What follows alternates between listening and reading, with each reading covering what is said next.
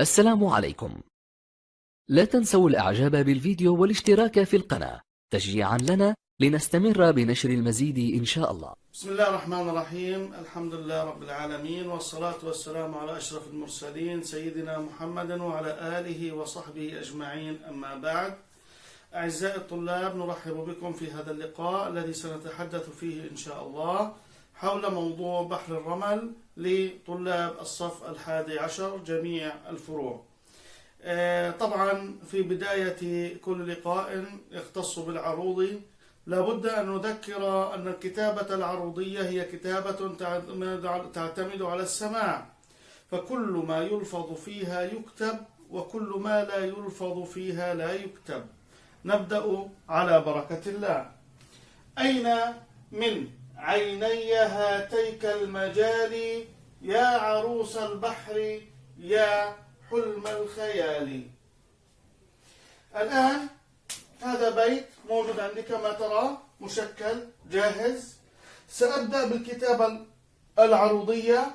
الكتابة العروضية كما قلنا كل ما يلفظ يكتب وما لا يلفظ لا يكتب.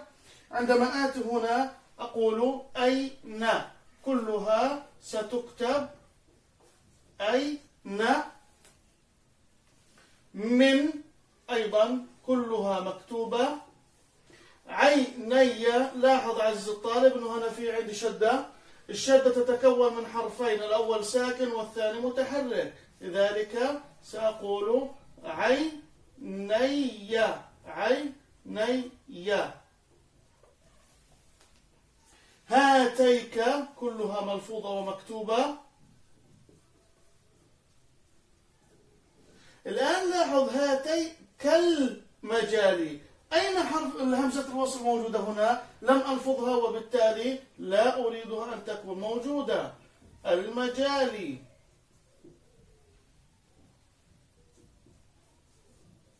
المجال.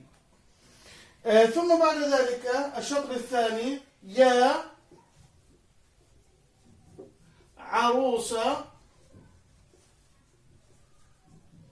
لاحظ الآن نفس ما عملنا قبل قليل، عروس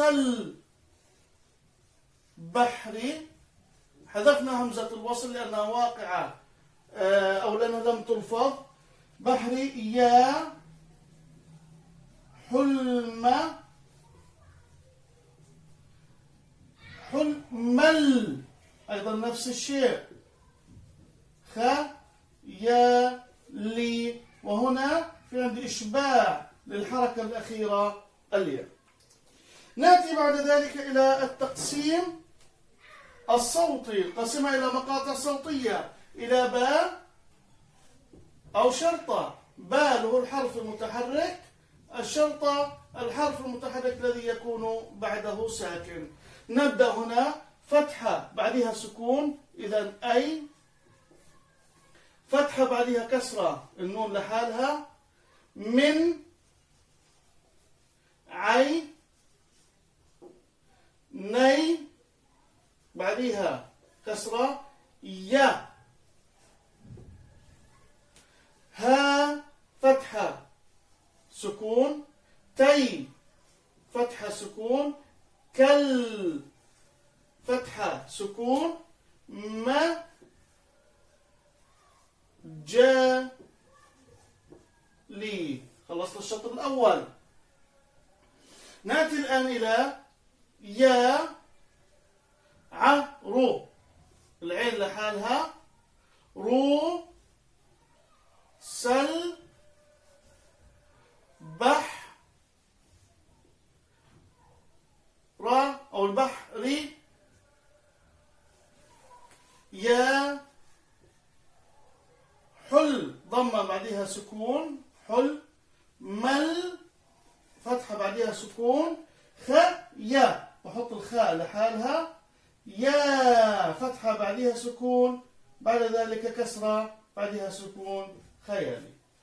هذه المقاطع الصوتية. نأتي الآن إلى وضع الإشارات الخاصة بها. فنقول هنا أي شرطة، با شرطة، شرطة شرطة، با شرطة شرطة شرطة، با شرطة شرطة.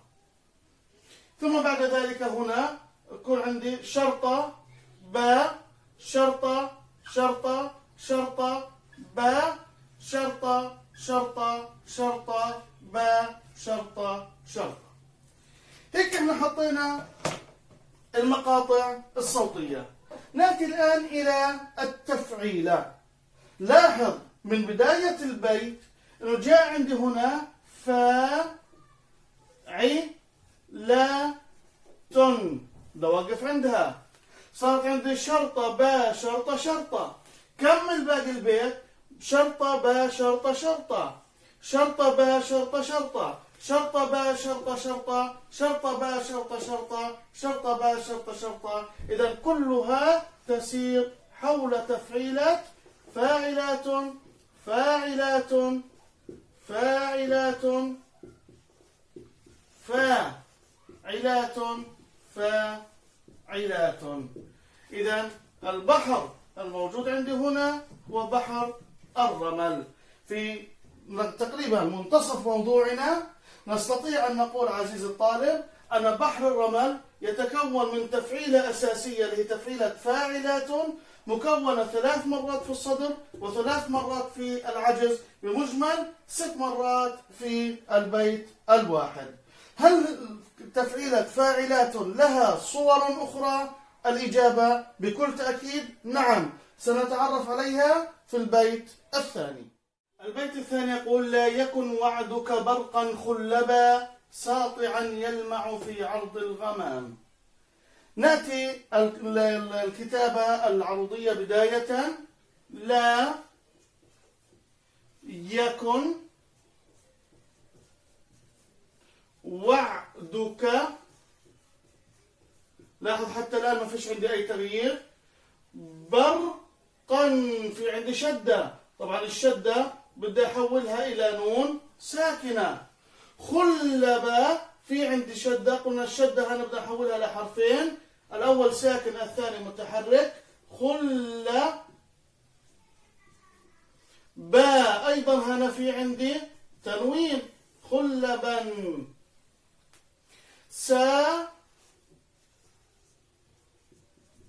طيعا في عندي تنوين بدي أحولها إلى نون. يلمع في كلها تنزل كما هي. عرض الغمام. أين همزة الوصل في هذا الموضع؟ فهي محذوفة لأنها جاءت في درج الكلام، لذلك يقول عرض الغمام.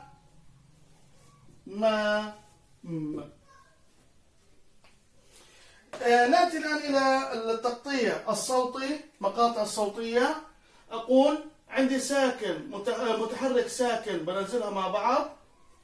متحرك بعدين متحرك بحط المتحرك لحاله. متحرك بعديه ساكن كن. بعدين متحرك بعديه ساكن ك بحط الدال لحالها. بعد هيك في عندي با إذا بحط الكاف لحالها. برقا خلبا.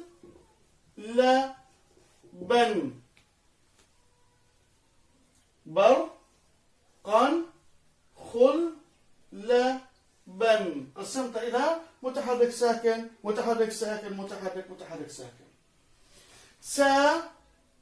مع بعض متحرك ساكن. إذا الطاء لحالها. عن متحرك ساكن. يل متحرك ساكن. متحرك الميم لحالها. في متحرك مع متحرك العين لحالها. في متحرك مع ساكن. متحرك مع ساكن. ظل متحرك مع ساكن. ما متحرك مع ساكن، ثم بعد ذلك الساكن الأخير لوحده. نأتي الآن إلى التقطيع الصوتي. عندي هنا قلنا في عندنا الباء حرف متحرك، الشرطة متحرك مع ساكن. في عندي هنا حرفين متحرك مع ساكن شرطة، متحرك لحاله باء شرطة شرطة، الدال باء، الكاف باء، ثم بعد ذلك شرطة، ثم بعد ذلك شرطة، ثم بعد ذلك شرطة، باء شرطة. ساطعا يلمع في عرض الغمام. لاحظ عزيزي الطالب انه الميم الموجودة هان حركتها سكون، ما قبلها ساكن. طيب ساكن بعده ساكن، ايش بدي اعمل فيه؟ تقول القاعدة في علم العروض انه اذا توالى ساكنين في اخر البيت، شرط يكون في اخر البيت، الساكن الذي يكون منفردا لوحده اضعه باشارة السكون، فصار عندي باء شرطة سكون. إذا رأيت هذه الحركة بعرف أنه هذا حرف ساكن ما قبله حرف ساكن. نأتي الآن إلى تفعيلة البحر الموجود عندي. فأقول هنا أول شيء عندي فاعلة، جاءت التفعيلة بصورتها الأساسية وهي التي درسناها قبل قليل، فاعلات. طب هنا لاحظ معي في عندي في هذا الموضع ما اجت عندي شرطة، جاءت عندي باء، باء شرطة شرطة. هذه صورة من صور فاعلات وهي فاعلات. حذفنا الألف الموجودة فيها فكانت عندي فاعلات. هذه الصورة الأولى من صور فاعلات اللي مرت معانا. بعد هيك صار في عندي شرطة، باء شرطة ما كملناها، في عندي شرطة محذوفة، إذا هذه كانت فاعلة، هيها فاعلة.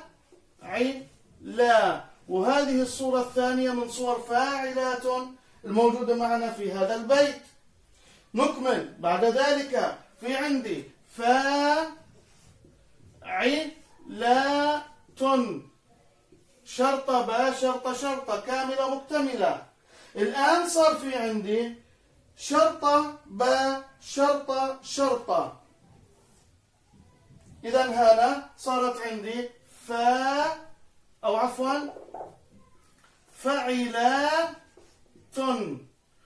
هذه الصورة ذكرناها قبل قليل.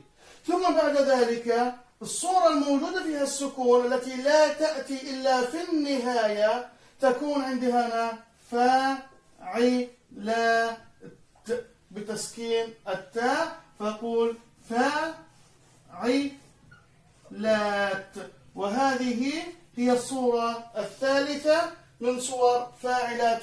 بقيت عندي صورة واحدة لم تأتي في هذا البيت وهي الصورة الرابعة لفاعلات وهي فاعلة.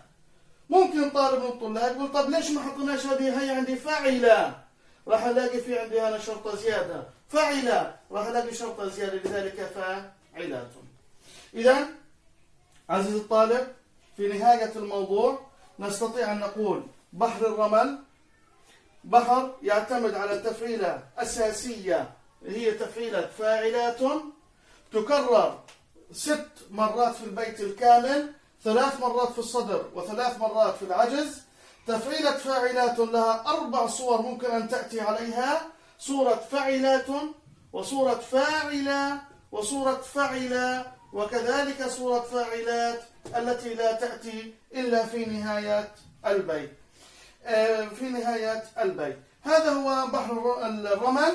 في المفتاح بحر الرمل نقول رمل الأبحر يرويه الثقات فاعلات فاعلات فاعلات فاعلات. رمل الأبحر يرويه الثقات.